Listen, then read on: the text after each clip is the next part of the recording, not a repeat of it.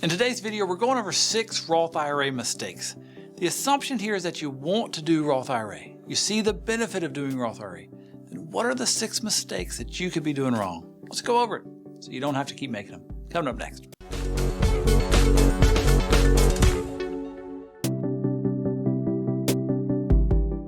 Hey, this is Mel Stubbs. I'm a financial planner at Christy Capital Management, where we're trying to bring you good, solid retirement information so that you can have a more successful retirement. If you want one-on-one help, then go to ChristyCapital.com, click Talk to an Advisor. So we're talking over the 6 Roth IRA mistakes that I see people making. So like I said in the opener, the assumption here is that you see the benefit of Roth IRA, that you want to do Roth IRA, but you're doing a few things wrong. So just a quick reminder, Roth IRA is when you are putting in after-tax dollars into a Roth individual retirement account. Hopefully over time the account grows, and then when you're 59 and a half and you've had the Roth IRA at least 5 years, you can take the money out tax-free.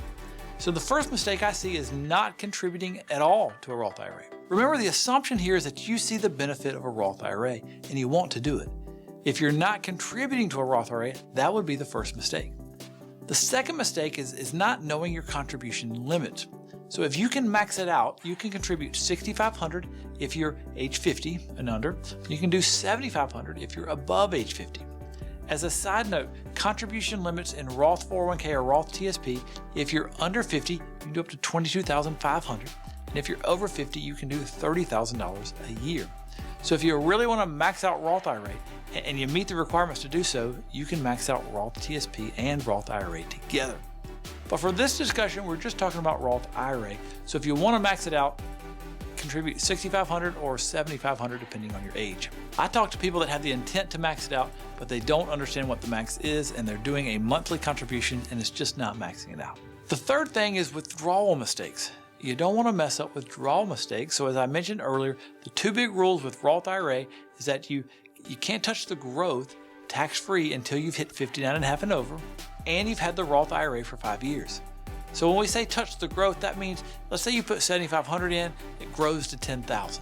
You can touch the $7,500 at any time. No taxes, no age requirement. That's touching your basis. Basis is a fancy accounting term. It means your contribution. You can touch that anytime.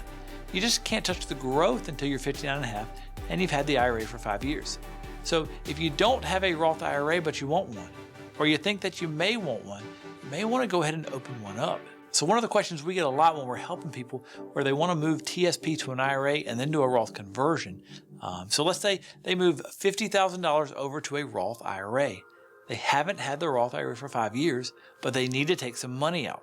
In this instance, the $50,000 that got moved over as a Roth conversion, that would be your basis and you would have access to the $50,000. As the $50,000 started to grow, you could not touch it until you've had the account at least 5 years and 59 and a half. For most of the people we're working with, they have the 59 and a half, but sometimes they don't have the 5 years. So taking out growth under 59 and a half, or you haven't had the account for 5 years, would cause a 10% penalty. The biggest workaround to this is that you have access to your basis. Let's just say you put $7,500 in for 2 straight years. So that's $15,000 that you've contributed into the account. Maybe it's grown a bunch, but you can touch the $15,000 no matter what. No matter what age you are, no matter how long you've had the account. No taxes, no penalties on touching your contribution. Now do keep in mind that when you take the money out, it is a withdrawal, it is not a loan. You cannot pay it back. If you want to contribute more money, you can contribute it next year under the next year's limits. So the fourth mistake I see is how people allocate the account. If you think about the difference between Roth IRA and traditional IRA, Roth IRA, the money is all yours.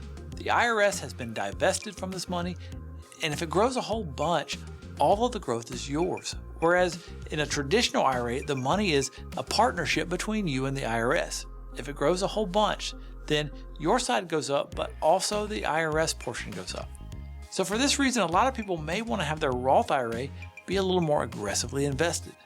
For most people, they have a bunch of money in traditional, and they're just now starting Roth. And so it has less money in it percentage-wise. Meaning less of your overall portfolio is actually in the Roth. So for example, let's say that you've got a $500,000 traditional IRA and you Roth convert $50,000 to a Roth IRA. Let's not even account for taxes. So just for simple purposes, let's just say you've got a $450,000 traditional now, $50,000 Roth now. The argument here would be the $50,000 Roth account should be more aggressive so that if it grows a lot, it's all yours. If you need some conservatism in your allocations, then on the traditional side, let's say you want to be a 50-50 type person, meaning you want half your money aggressive and half of it conservative. With a $500,000 balance, that would mean you'd want $250,000 aggressive and $250,000 conservative. The argument here is of the $250,000 that is aggressive, you may want to have $50,000 of that be the Roth, because if it grows a lot, it's all yours. So your overall allocation should line up with your risk tolerance. But of the aggressive portion, you may want your Roth to be a part of that because over time, historically, the stock market has done well. And it's in your best interest to have the Roth account do well because it's all yours and all the growth will be all yours, no taxes. So if you are someone that has your traditional more aggressive and you have your Roth more conservative, you may want to look at changing that. This is just a rule of thumb. It's totally up to you. I just want to bring light to the situation. The fifth mistake has to do with excess contributions. This is from either over-contributing, like over the limit, or contributing when your income is too high and you weren't allowed to contribute. So we mentioned earlier that you can, the contribution limit is $6,500 if you're under 50, $7,500 if you're over 50. If you contribute more than that, that is a mistake and the IRS will not be happy with it. You have to go in and remove excess contributions. Another issue is, though, that Roth has some income limitation. As of 2023, if you're married filing jointly, if your AGI is $218,000 to $228,000, there's a phase out where you can't contribute to a Roth IRA. If you're single, the range is $138,000 to $153,000 of AGI. If your income is that high, then the IRS deems you to be making too much money and you can't contribute to a Roth. Now, there are some workarounds for doing a backdoor Roth, but that's for another discussion. So the mistake here is making contributions either over the limit, which is bad, or making a contribution when you're not allowed to, which is also not great. This leads us to our next mistake, and that's not knowing the difference between a contribution and a conversion. So a contribution is where you write a check from your checking account, you put it in the Roth account. That's a contribution. Contributions require earned income. If you are retired and your only source of income is a pension or Social Security or distributions from your traditional account, you do not have earned income and therefore cannot make a contribution. But you still could do a Roth conversion. The contribution has income limits that we just discussed earlier. If you make over $218,000, you're not allowed to do a contribution, but you can do a Roth conversion. So those are the two big differentials that you need to make sure you understand. Usually at some point in retirement, you can't do any more contributions, but you can do conversions anytime. There is no earned income requirement. There is no income limit. So even Warren Buffett could do a Roth conversion. There's no amount limit. You could Roth convert $500,000 if you want to. Now in reality, there are self-imposed limits. When you do a Roth conversion, whatever amount you do, you're going to get a 1099 at the end of the year, which means it's income. So if you decide to do a $100,000 Roth conversion, your income will be $100,000 higher for that year. It will move you up the tax bracket. So prudent planning would be looking at the tax bracket and figuring out where do you think you're going to be if you don't do a Roth conversion? Where's my regular income going to put me on the tax bracket? So you map yourself out, and then you look at different tax brackets and see, generally speaking, am I going to be okay if I pay 22% taxes? If you're a federal employee, you've probably been in at least the 22% bracket your entire career. A good portion of the people are okay with going up to the 24% bracket. Above the 24% bracket is a jump to 32%. So far I haven't met anybody eager to go into the 32% bracket. So let's just say you could find out where you'd be normally in the tax bracket and then see how much room there is in the 22% bracket. You could convert that much and pay 22% on that money. How much room above that would you have to do the 24% bracket? You can convert all the way up and stay in the 24% bracket. In 2023, the married filing jointly, 24% bracket goes up to $364,200 of income. That would give a lot of people a lot of room to move some money. So there's no limit on how much you can convert except for this self-imposed limit that you're going to do because I don't want to pay so much in taxes. Now where the number 5 mistake of over-contributing and the number 6 mistake come together is if you do a large Roth conversion, in a way you're artificially making your income a lot higher than it normally would have been.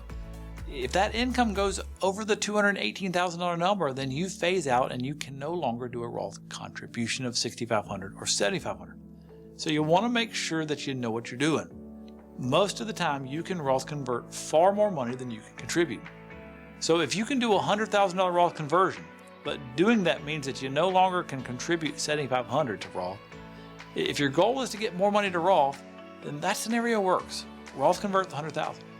If you want to do the most that you can do. But just keep in mind that doing one, meaning a Roth conversion, could mess up where you can't do the other. Now, it's not a problem if you know the rules.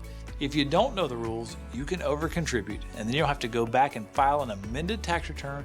There's usually some penalties involved for not playing by the rules, so you don't want to do that. Roth IRAs are all about getting tax-free money so that you have more options in retirement, so you can take distributions from tax-free places so that you have more tax-free growth. If all this sounds great, but you're worried that it's too late for you because you haven't even started Roth yet, then watch this video right here. Is it too late to start Roth TSP? Roth is important, and you may want to include it in your retirement planning. Watch this video to get more information. My name is Mel Stubbs. I'll see you on the next video.